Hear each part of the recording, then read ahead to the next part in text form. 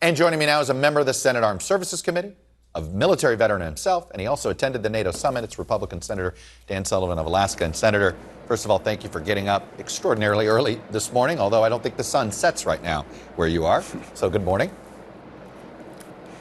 Good morning, Chuck. It's good to be back on the show from Alaska. Let me start with that question right there. Respond to the president there that he's hoping the rest of this Republican Party, the Senate Republicans, is basically what he's saying, will be able to talk Senator Tuberville out of what he's doing, considering that the House has sent over a bill with amendment on it.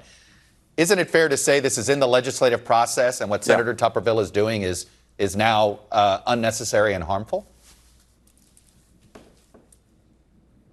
Well, I hope we get a chance to talk about the NATO summit, but let me address that. The president, a lot of my Democratic colleagues are talking about this as a big national security issue. I think we should be clear. The biggest national security issue from my perspective, Chuck, is the Biden administration is continuing to put forward defense budget cuts during what everybody and the president agrees with this, so does the Secretary of Defense, thinks is the most dangerous time since World War II, right? The budget for next year is going to take us below 3% of GDP spending. That's the lowest level in almost 70 years. So to me, that's the biggest national security threat and readiness threat we have facing us, and that's something the president needs to address directly. Now, to Senator Tuberville, as you know, every senator has the right to place holds on nominees on an issue of policy importance. I certainly have done this myself. I'm here in Alaska right now. I had a hold a couple of years ago on the Secretary of the Army, the Chief of Staff of the Army, to get them to change the position when they were going to remove a brigade combat team, airborne brigade combat team from Alaska. I know my friend Tammy Duckworth is going to be on your show next. And look, she's a war hero. Very few Americans have sacrificed for their country like she has. But Senator Duckworth has had the exact same hold that Tommy Tuberville does a couple years ago on generals to be promoted. Here's the bottom line, and I think you're getting at it, and I think we're getting closer here. Every single one of these kind of holds, 99% of them, get resolved through compromise. And what needs to happen, Secretary of Defense, Senator Tuberville, Chuck Schumer, need to sit down and have that path. The good news is, and I've encouraged this, you may have seen Secretary Austin reached out to Senator Tuberville a couple days ago. I appreciate Secretary Austin doing that. But I think we're going to be debating the NDAA in the Senate the next 2 weeks. To your point, I think there's going to be opportunities to get to that compromise like we have on all these kind of holds that happen regularly in the Senate. All right, I do want to get back to the NATO meeting. You were there. I want to talk about the number of mentions of China in the communique. It went from one last year in Madrid to, I think, over a dozen mentions here. Look, is NATO expansion into the Asia arena inevitable over the next 2 decades? Oh, I think it is. And I think it was a positive summit. I think there was a lot of progress. It wasn't just the mention of China several times, almost 20 times on my count.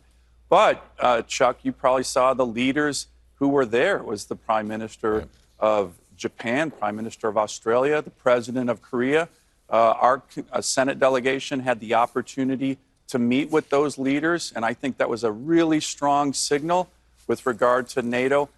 My big message to all the leaders in NATO during the summit, and it's something we talked about with the President, Jake Sullivan, when we were over there, one of the critical issues that we have to keep pushing with regard to NATO is to get the rest of our allies to step up and do their part. We want this alliance, which is one of the most successful military alliances in history, to be strong, to be sustainable.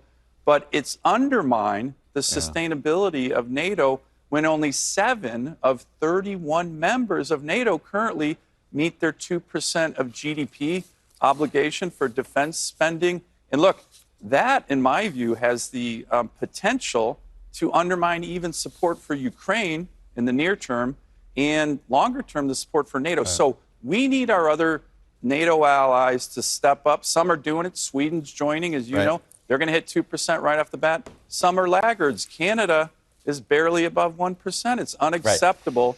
And we drove that message home, by the way, in a bipartisan way in every meeting we had. I want to stick with NATO here very quickly. Do you give President Biden credit for NATO expansion? I mean, Sweden and Finland, nobody saw that coming 4 years ago.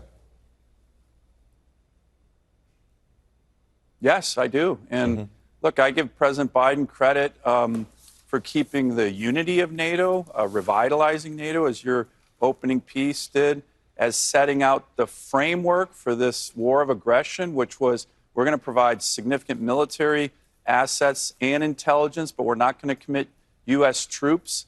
So I give him credit for that. Where I don't give him credit, and you and I have talked about this, is in two areas. One, this slow rolling and self-deterrence that we've had, the administration's had, with getting the Ukrainians the weapon systems that they need. You know, the list is very long. Last time I was on the show, by the way, with you and Jake Sullivan, we talked about the F-16s. I predicted they're eventually going to do it, but it's taken too darn long. That's exactly what happened. And then the other issue, I already mentioned with it, the defense is spending, we're cutting defense spending, and when it's a very dangerous world. Everybody agrees we should not be going below 3% of defense spending. You know, the current budget shrinks the Army, shrinks the Navy, shrinks the Marine Corps. That is the wrong signal to send. It is up in raw dollars. It would be, but I don't want to get into that. We can debate what cuts are like in Washington. People have a different view. I want to ask you something George Will wrote very quickly here.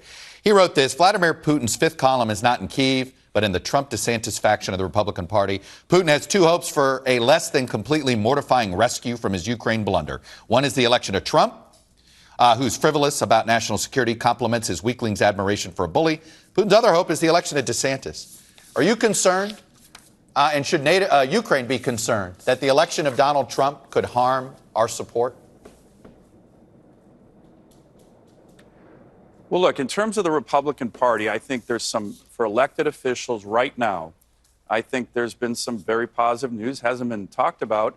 You know, there was this debate in the Republican conference in the Senate about cutting off aid to Ukraine. A couple members wanted to send a letter to the president. We debated it. I strongly was opposed to that.